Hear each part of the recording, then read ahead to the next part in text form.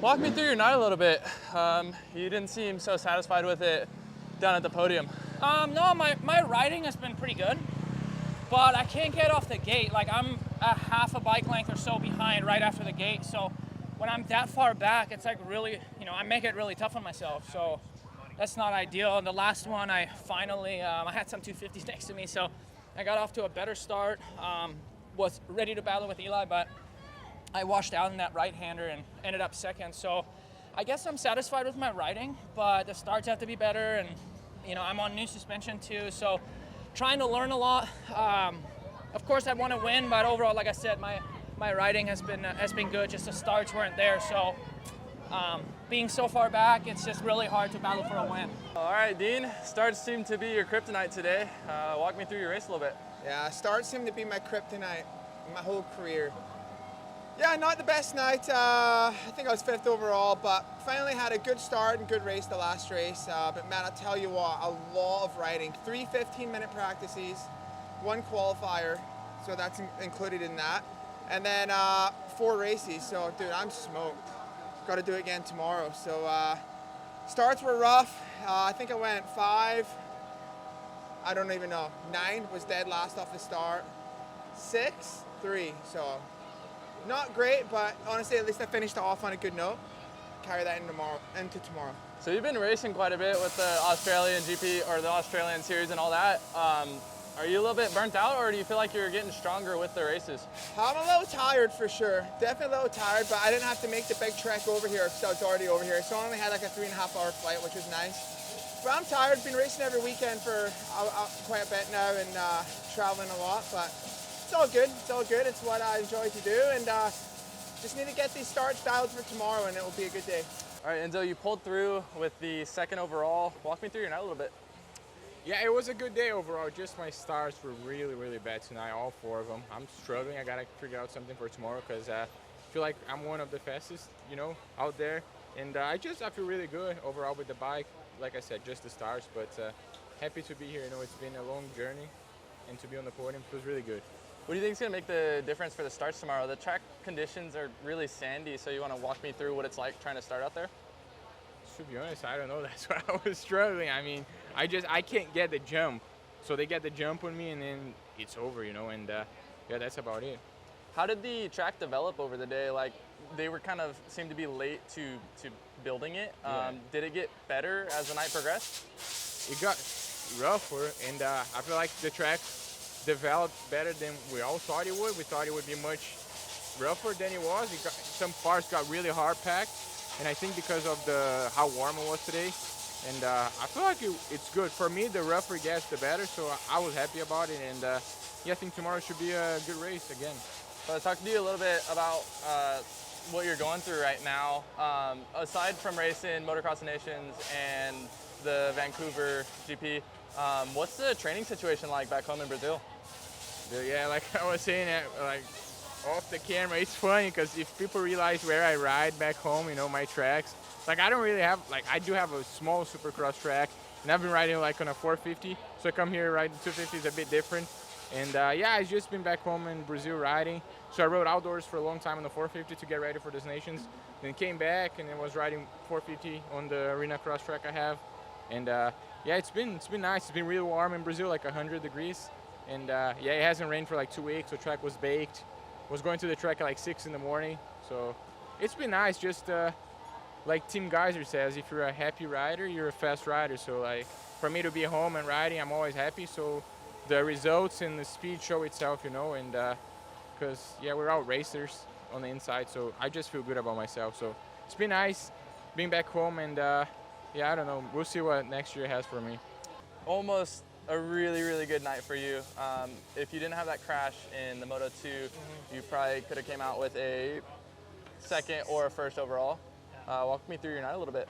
Yeah, first moto, great start, and then ended up winning. That was pretty sick for me. And the second one was in the lead again. And halfway through, just got wheel spin on the first off, and it just, when you're in that position, you get wheel spin. Yeah, I mean, it was pretty evident what happens. I couldn't like, catch a break. So went down, but salvaged a 5th that one. And then the third moto, another killer start. Shane and I came around 1-2, and that's how we finished 1-2. So he was definitely stronger than me in the whoops. He felt comfortable skimming all night, where I was good skimming in the beginning, and then towards the end of the night I started jumping. So that's something I still want to be better at. And then, yeah, super final, killer start for me. Came around like third or fourth, and then, yeah, shuffled back a little bit and ended up third in the 250 class. So Enzo and I were tied for second overall, and he got me. But yeah, everyone's riding well, so I'm just stoked on the night.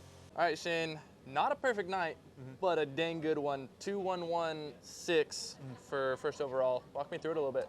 Yeah, it was a long day. This track was really technical, probably one of the most technical tracks I've ridden. Really sandy. It honestly changed just about every lap. I'm pretty happy that the track crew stayed on top of it tonight with the track maintenance, because it definitely needed it. And yeah, honestly, I think it made for some good racing. The starts were pretty good, a lot better than the first round, and a lot more consistent. And yeah, I'm happy with my riding, happy with my my performance, and yeah, it was a very long day. So it was more of a marathon than a sprint at a race like this. Our lap times were close to a minute, and we did, I don't know how many laps, probably 25, no, probably 30 like race laps plus super pole plus the 45 minutes worth of practice. So it's a big day. How did the track develop through the night? It seemed to be kind of late to building it. It started off pretty sandy, but it seemed to develop pretty good. What are your thoughts on that? Yeah, honestly, tonight I think it started holding up a little bit better. They definitely, some of the faces they were working every time out, and I think that really went a long way. The corners didn't really matter so much, but some of the jump faces, they stayed on top of it, and I think that was really good. So yeah, it was for it being a sandy Supercross, it was pretty good. Third overall. Starts weren't the best tonight.